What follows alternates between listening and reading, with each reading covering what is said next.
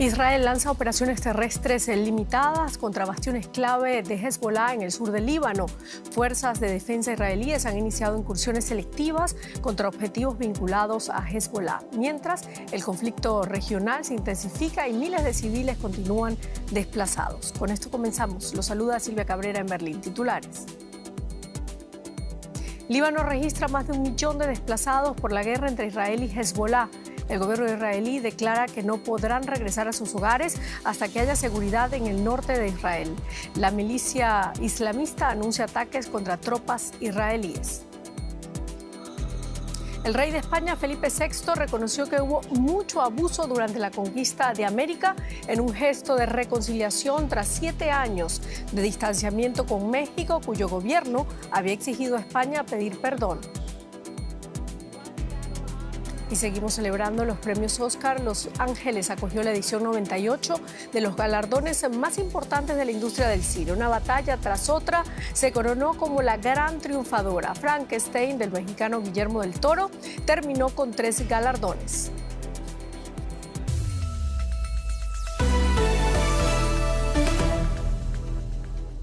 Tras 2 semanas de intensos bombardeos sobre el Líbano, Israel anunció este lunes que ha iniciado una nueva invasión terrestre del país vecino.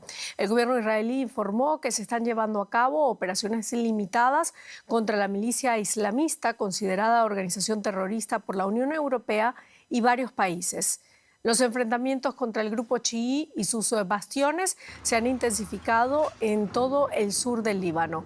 Más de 800 personas han muerto y más de 1 millón se han visto obligadas a abandonar sus hogares en un país con una población total de menos de 6 millones. El ministro de Defensa de Israel advirtió a Hezbollah de que pagará un alto precio. En sus declaraciones, Katz comparó la estrategia con las operaciones realizadas por Israel contra Hamas en la Franja de Gaza. Vamos a escuchar sus palabras. El primer ministro Benjamín Netanyahu y yo hemos instruido a las fuerzas de defensa de Israel a que actúen para destruir la infraestructura terrorista en los pueblos cercanos a la frontera en Líbano, para prevenir amenazas y el regreso de Hezbollah a la zona, igual que hicimos contra Hamas en Gaza, en las áreas de Rafah, Beit Hanun, entre otras, y como estamos haciendo ahora contra los túneles de los terroristas en Gaza. Y mientras tanto, cada vez son más los países que expresan su preocupación por la ofensiva terrestre israelí en el Líbano. El canciller alemán Friedrich Merz, por ejemplo, ha calificado de error esta operación. Escuchemos lo que ha dicho. Seguimos con gran preocupación la ofensiva terrestre israelí. Una ofensiva de este tipo agravaría aún más la ya muy tensa situación humanitaria y el dramático éxodo de refugiados. Por eso hacemos un llamamiento urgente a nuestros amigos israelíes. No tomen ese camino. Sería un error. En esto también coincidimos con nuestros principales socios en Europa. Hablamos ahora con el periodista Joan Cabasés en Beirut, que nos tiene más informaciones para nosotros. Joan, Israel afirma que no permitirá el regreso de centenares de miles de residentes al sur del Líbano hasta garantizar su seguridad. ¿Qué implica esto exactamente? Hola, ¿qué tal? Bueno, pues esto cumple los peores temores de la población libanesa, que ve cómo Israel traslada el modelo gazatí a Líbano. Hay que recordar que el ejército de Israel controla la mitad del enclave palestino, que está vaciado de población civil y que se ha convertido en una suerte de zona de seguridad en protección de Israel. Ahora Israel traslada este modelo a Líbano y exige que esté vaciado el territorio entre la frontera israelí y libanesa y el río Litani, que está a 30 kilómetros al norte de esta frontera. Esto significa que Israel exige el vacío de un territorio que es el 10% del territorio nacional libanés y donde residen 250.000 de personas. Ahora muchas de estas personas se preguntan cuándo podrán regresar a sus casas. Israel ha asegurado que esto no va a suceder hasta que el propio Israel considere que ya ha anulado o eliminado la amenaza que representa Hezbollah. Esto es, por supuesto, algo subjetivo que podría demorarse meses en el tiempo. Por último, decir que ha habido algo inquietante en el anuncio israelí, y es que el ministro de Defensa, Israel Katz, ha precisado que serán los residentes chiíes quienes no puedan regresar al sur del Líbano. Son los residentes a los que se suele asociar con la milicia libanesa Hezbollah. No ha dicho nada, en cambio, de los residentes cristianos del sur del Líbano. Bueno, Israel además habla de operaciones terrestres limitadas contra la milicia islamista Hezbollah. ¿Qué tipo de acciones podría incluir este tipo de operaciones?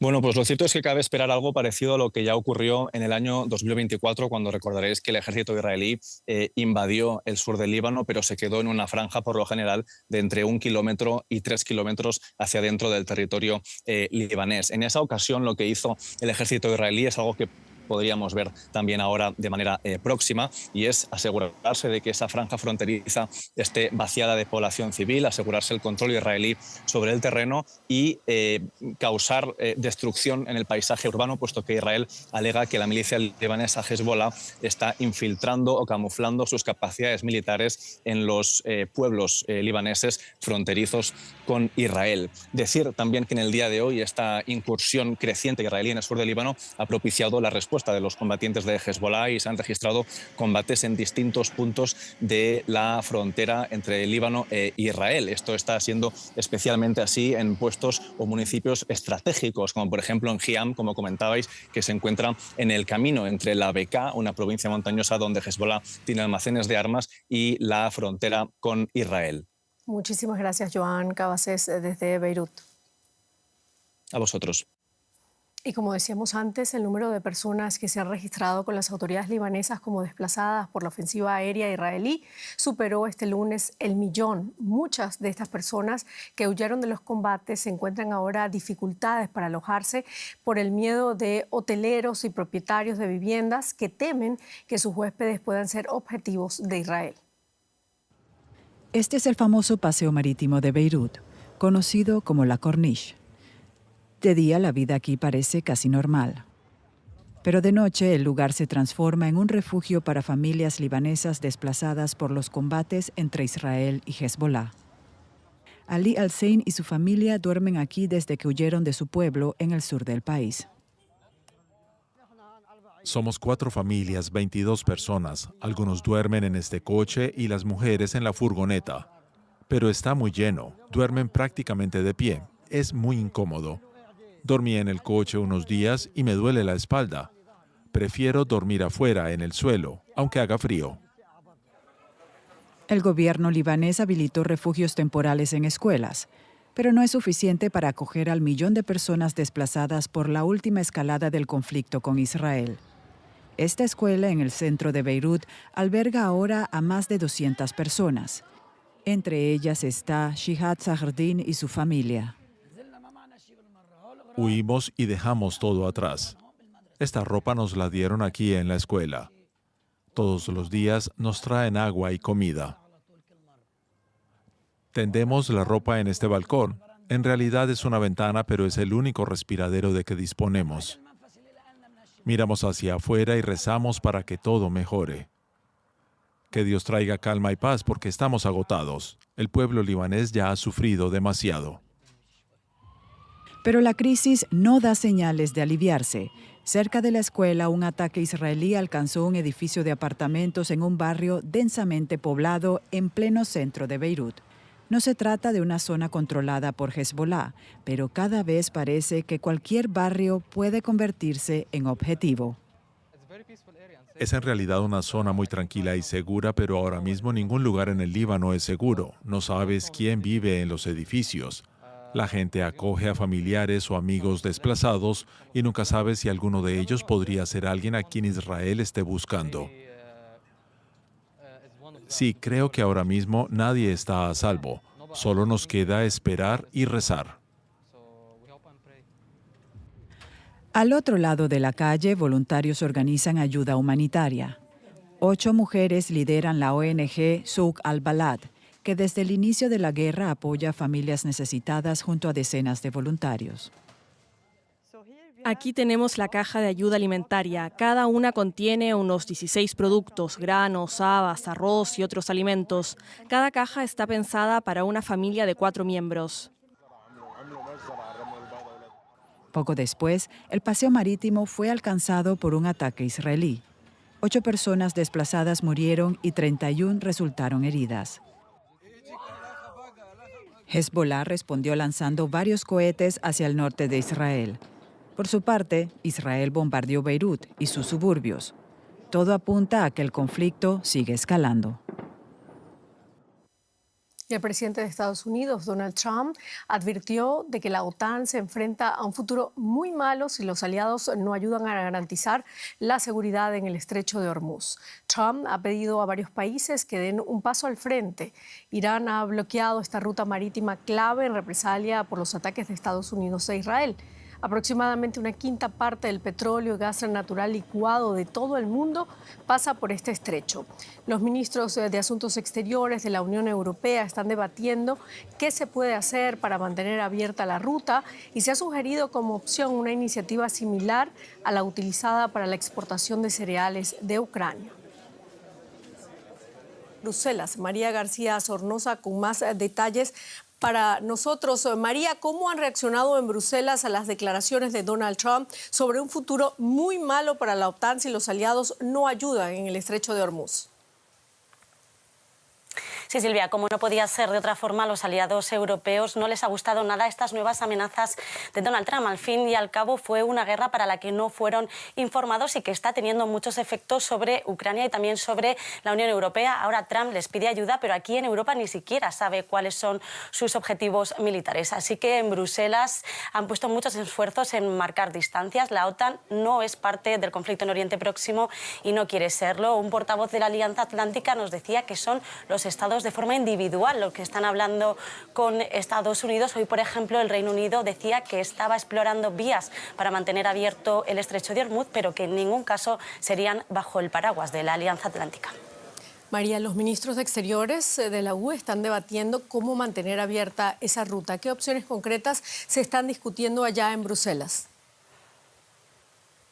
Sí, Silvia, aquí en Bruselas no hay mucha preocupación porque el bloqueo del estrecho de Hormuz genere un desabastecimiento de suministro energético, pero sí la hay sobre los precios de la energía, del petróleo y del gas y también en que esto genere en desabastecimiento de alimentos en algunos países de África. Hoy, tras la presión de Trump, Kaja Kallas, la jefa de la diplomacia europea, ha puesto sobre la mesa la idea de extender la misión de Áspides, una misión defensiva que en estos momentos opera en el Mar Rojo para luchar contra los hutis, pero se ha topado con un rechazo casi frontal de todos los Estados miembros. Grandes como Alemania, España o también Italia rechazan enviar fragatas porque insisten, Europa no es parte de esta guerra. Europa apuesta por la diplomacia porque al fin y al cabo saben los europeos que comenzar una guerra es fácil, pero ponerle fin muy difícil.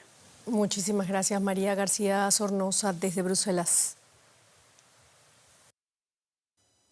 Donald Trump insiste en esa ayuda. José Díaz Briceño en Washington con más detalles para nosotros. José, aquí en Europa varios países han dejado claro, como lo hemos escuchado, que el conflicto con Irán no está relacionado con la OTAN y han decidido no atender la petición de Trump de enviar navíos al estrecho de Hormuz. ¿Cómo ha reaccionado la Casa Blanca ante la negativa de sus aliados? Sí, es preciso decir que el llamamiento de Trump 2 veces el día de hoy ha sido hecho no solo a sus aliados de la OTAN, sino también a países como China o Corea del Sur, quienes, de acuerdo con el presidente Trump, son los consumidores principales del crudo que circula por el estrecho de Hormuz y que en estos momentos se ven afectados. Y en este caso, el presidente Trump cree que es justo que aquellos que consumen más pues ayuden de alguna manera de forma militar a liberar ese estrecho. Lo cierto es que si bien esto es una especie de llamado de ayuda de Trump, también muestra lo que es un laberinto sin salida para el propio presidente a partir de las decisiones que tomó junto con su aliado Israel de lanzar esta guerra hace poco más de 2 semanas, de la que no hay todavía una salida fácil, a pesar de que el propio presidente presumió el poderío militar estadounidense con más de 7,000 objetivos alcanzados en Irán y pues el dominio total de los aires por parte de la Fuerza Aérea estadounidense. Bueno, José, la guerra cumple ya 17 días. Trump presiona a aliados de Estados Unidos mientras Israel continúa su ofensiva en el sur del Líbano contra la milicia islamista Hezbollah. ¿Cuál es la estrategia de Estados Unidos en este momento frente a esta escalada? Hoy Trump fue cuestionado directamente sobre si había sido partícipe de esta idea del Estado de Israel de invadir el sur del Líbano y también que si compartía los objetivos. En principio, el presidente Trump se enfocó en calificar al grupo terrorista Hezbollah, que ha lanzado algunos cohetes hacia Israel, acusándolo de ser una amenaza grave. Y esto muestra que en principio la administración Trump está de acuerdo en que Hezbollah es una amenaza para la seguridad de Israel, pero en la prensa estadounidense se registran filtraciones desde la administración Trump, dejando en claro que buscan que de alguna manera el ataque que haga Israel no dañe de alguna manera al Estado libanés. Esto previendo pues una potencial escalamiento hacia áreas que no se han imaginado de esta guerra que se está ampliando poco a poco a un conflicto más regional. Muchísimas gracias, José Díaz Briceño, desde Washington. Y más de este tema en la economía con Rosa Casals. Ya nos lo comentaba nuestra compañera allá en Bruselas, Silvia, ¿no? Un territorio de apenas 33 kilómetros en su punto más estrecho mantiene en vilo los mercados globales. El estrecho de Hormuz se encuentra en una suerte de impasse. Formalmente no está cerrado, pero su tránsito seguro no está garantizado y la mayoría de las navieras evitan cruzarlo. Y esto entorpece la liberación de los flujos de gas y petróleo del Golfo, limitando la disponibilidad en el mercado y manteniendo elevados los niveles de volatilidad en los precios del crudo.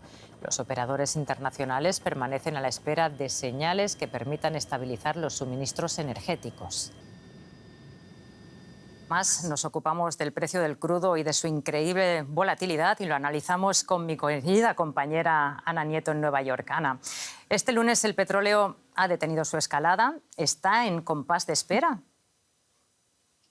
En cierta medida, Trump ha dicho esta mañana en una rueda de prensa que hay países que están de camino para abrir el estrecho de Hormuz, pero no los ha nombrado, y también ha dicho algo que parece sonar a lo contrario, que Estados Unidos no necesita a nadie y que si ha pedido ayuda es para ver cómo reaccionan otras naciones. De momento la respuesta está siendo negativa.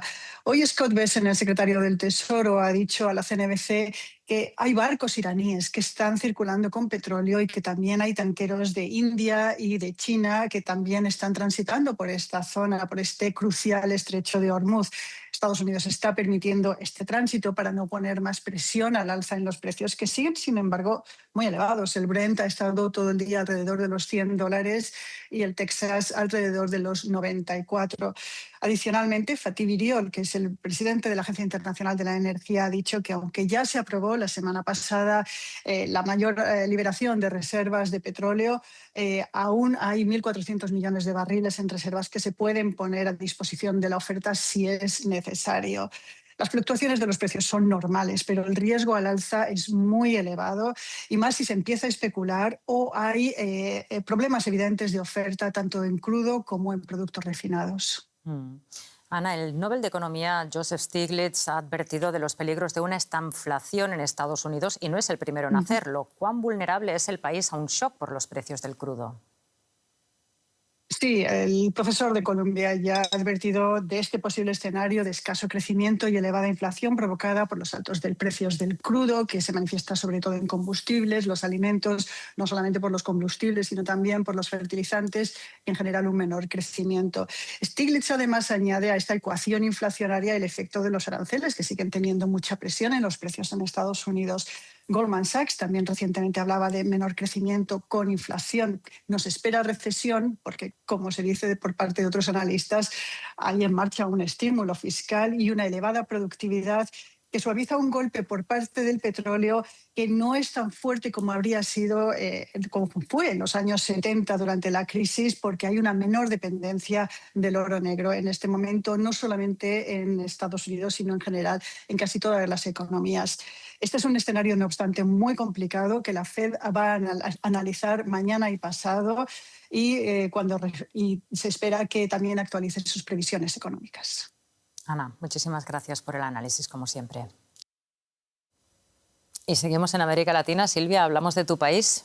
Hablamos de Venezuela y de la ONU porque la Oficina de Naciones Unidas para los Derechos Humanos informó este lunes que no ha recibido de las autoridades venezolanas una lista oficial de los presos políticos liberados tras el ataque de Estados Unidos y la captura de Nicolás Maduro en enero pasado. Volker Turk, alto comisionado de la ONU, afirmó que sus solicitudes no han sido atendidas y que tampoco le han permitido el acceso sin restricciones a los centros de detención. Y aunque una cifra oficial indica que han sido liberados 7.700 detenidos, Turk aseguró que muchos venezolanos siguen detenidos de forma arbitraria y pidió mayor transparencia.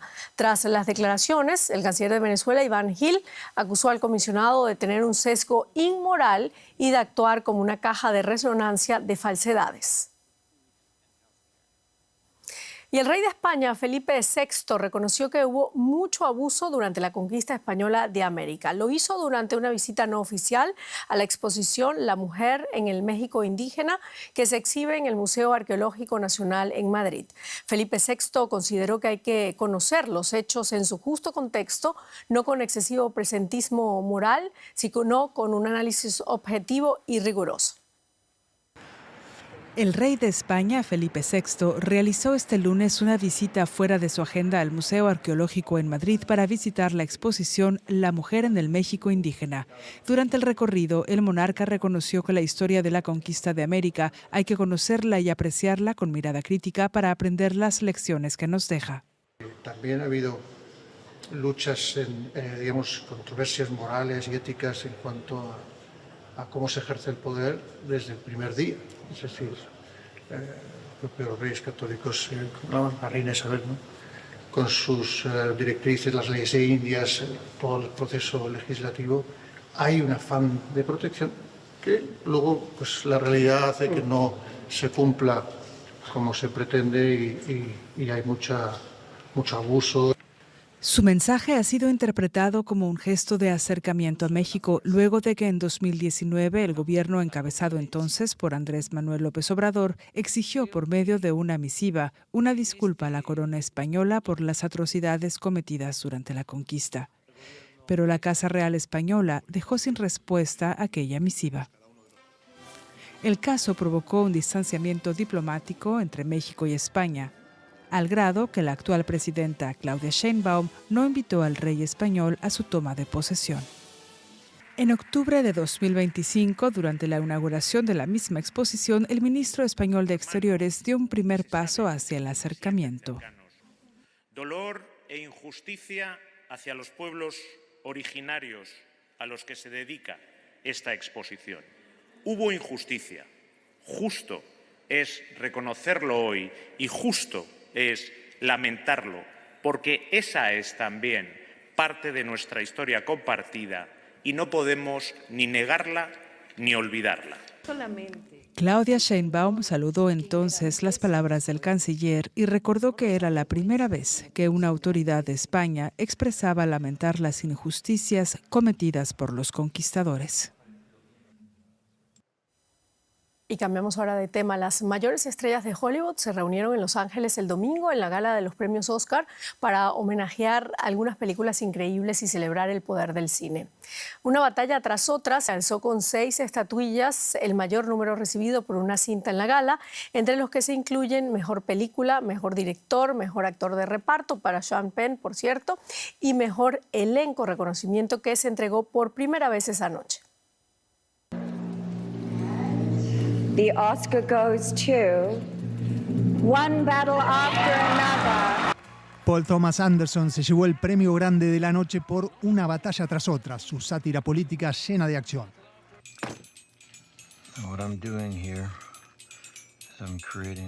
Leonardo DiCaprio encarna al protagonista, un antiguo revolucionario de extrema izquierda. El film tuvo 13 nominaciones. Y fue una noche especial para su director, que se llevó 3 galardones. Era la primera vez que Paul Thomas Anderson obtenía un Oscar tras haber sido nominado 11 veces por películas anteriores. ¡Qué noche! Vamos a beber un martini. Esto es increíble. Muchas gracias. Anderson ganó también el Oscar al mejor director. Muchas gracias. Ustedes trabajaron duro para esto. Lo agradezco mucho. Y también un Oscar al mejor guión adaptado.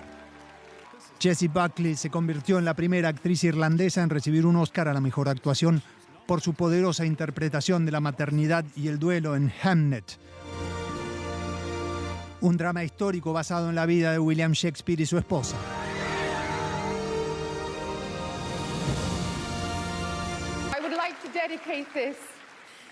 Quiero dedicárselo al hermoso caos que es el corazón de una madre. Gracias por el reconocimiento en este rol. Es el honor más grande, no puedo creerlo. Michael B. Jordan ganó el premio al mejor actor por su doble rol, interpretando a dos hermanos gemelos en Pecadores. Una cinta de horror de vampiros con mucho de musical.